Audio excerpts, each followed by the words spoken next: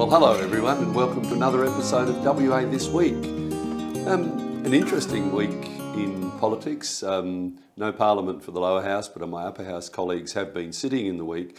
Look, I took some time to attend the nurses' rally this week.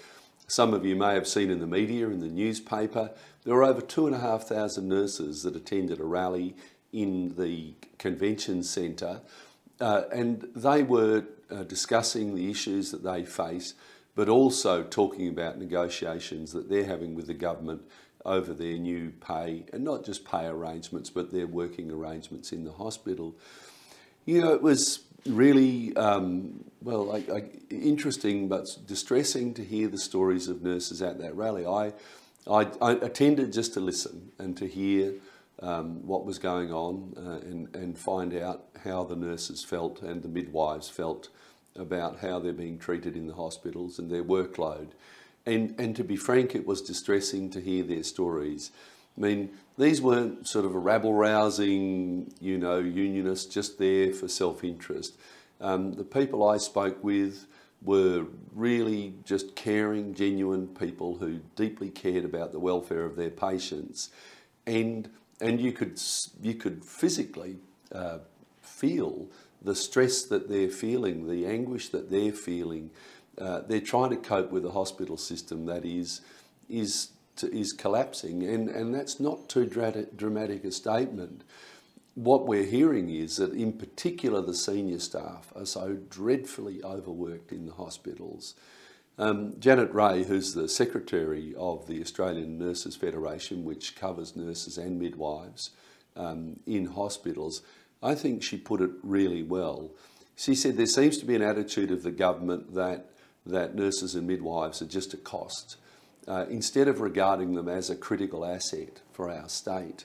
And the point she made was, if nurses and midwives are well treated, well trained and well rested, that is the best possible outcome for our health system, because that means those nurses and midwives can give patients the care that they need and the care that they want to give.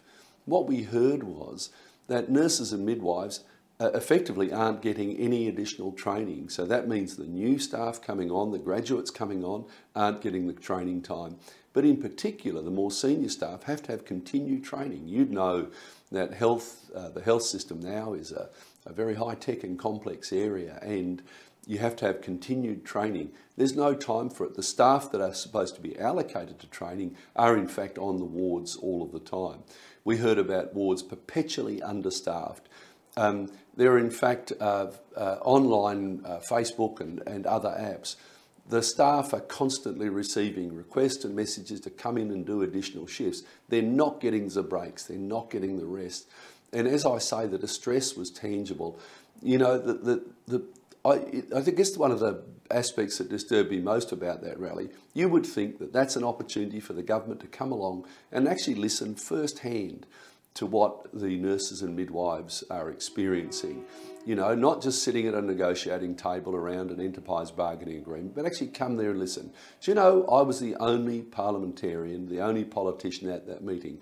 The health minister didn't bother to turn up. There wasn't one single Labor member of Parliament at that rally. Because, and to be frank, what it indicates is they don't care. They think this is just some other negotiation. We all know that that health system is crucial for the well-being of our community, for our loved ones. We've got a Labor government that doesn't care. They're just seeing this as some transactional type arrangement. We've got a health minister, to be frank, who clearly has no idea whatsoever of what's actually going on in the hospitals. When I'm in Parliament, what I hear from the Health Minister, Amber Jade Sanderson, is that everything's fine, everything's going well, they've got all of these extra people. And I say to the Minister, go and talk to the nurses and midwives, not just to senior union people. Go and actually talk to the people and do the work. And I don't see how you could come away from any discussion and not say, you know what, I need to change what I'm doing, I need urgent action to deal with this issue.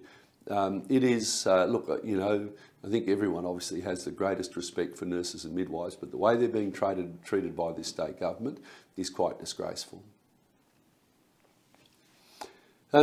This week in Parliament, my colleague Libby Mettam and my upper house colleague, the Honourable Steve Thomas, we're at a launch of an e-petition, and I'll explain that a little bit, for a royal commission into the state's health system. As I've just explained, it's very, very clear that our health system is not getting better. In fact, we're going from a crisis situation to something worse.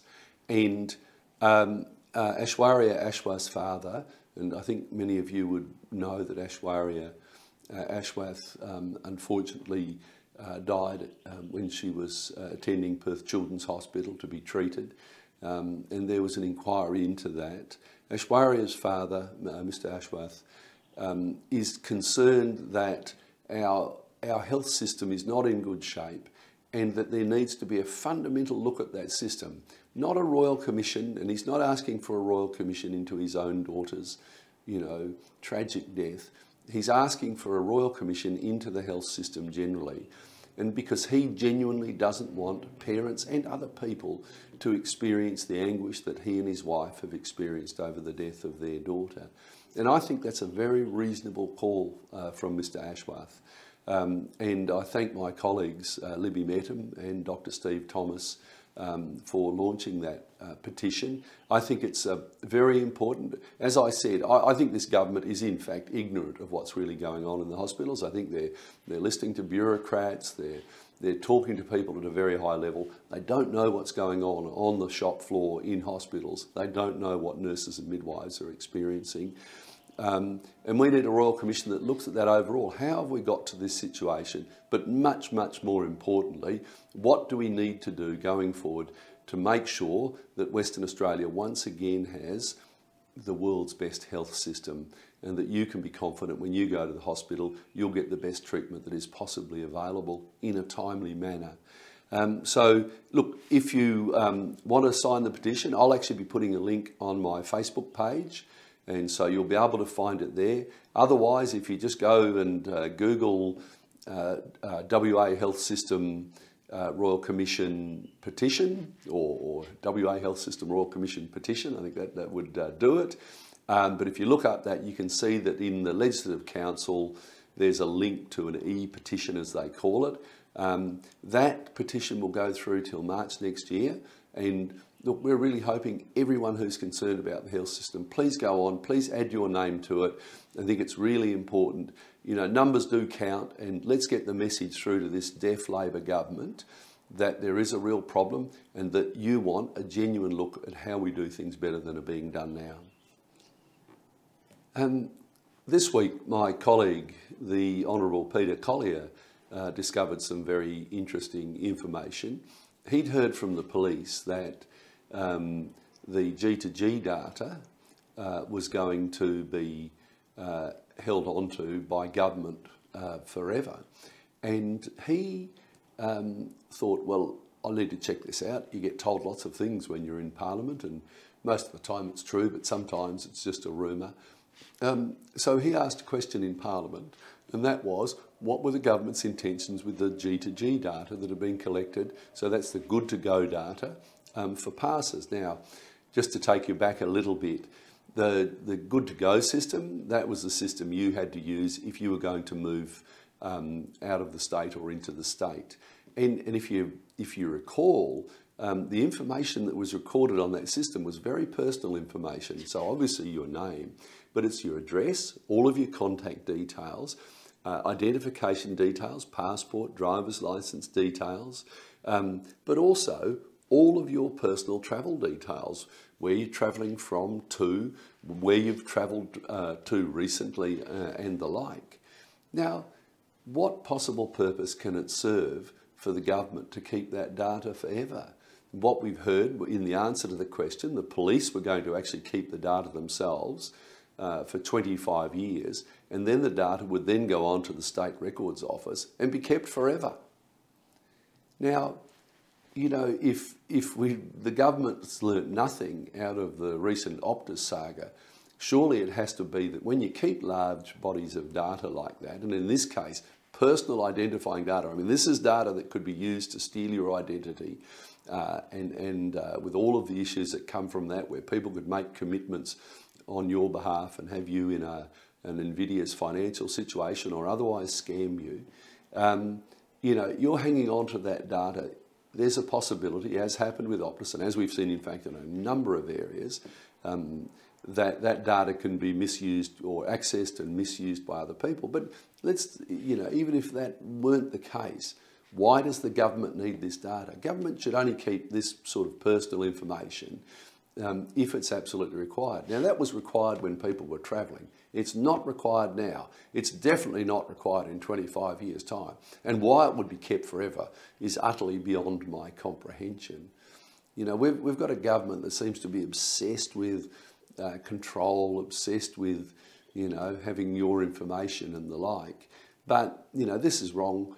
The government doesn't need to do this. This data shouldn't be kept. Now, Minister Papalia is hiding behind it. He's saying, oh, well, no, this is just a standard thing, and because the information was collected by the police, then there's a legal requirement to keep it. Well, I'm not sure if that's the case or not, but let's say it is. Then the government can, with a very simple piece of legislation, get this data, may pass a law so that this data is not kept, that it doesn't have to be kept. They can do that very readily. When the alliance opposition have cooperated with the government all along the way when they've wanted to make sensible changes like this. Some of you may recall that the police were using the Safe WA app data for police purposes. Now, the government said when they developed that app that it was never going to be used for any purpose other than to monitor where people were going, and this was again at the start of the pandemic. And then ultimately it transpired the police were using that to track people and the like. And the government properly said, look, that's not what it was intended for. That's not what we told the people when we introduced it. So they introduced legislation to Parliament. We passed that legislation immediately. We didn't delay it at all. And the government could do that very quickly. They can do that for this G2G data. They can protect your private information that they literally do not need. There is no useful purpose for this. It's not proper that the government should keep it. And the government should introduce that legislation. They have the absolute guarantee of the opposition that we'll give our wholehearted support for them to rapidly pass legislation so that your personal data isn't being kept by the police from that G2G system. Look, thank you very much for listening to the podcast this week. Don't forget, you can subscribe on any of your podcast platforms. If you just look up WA This Week, or you look up my name, you'll access that. You can also access the video version of this on Facebook, Spotify or YouTube, just by searching Dr. David Honey. Look, please share the information.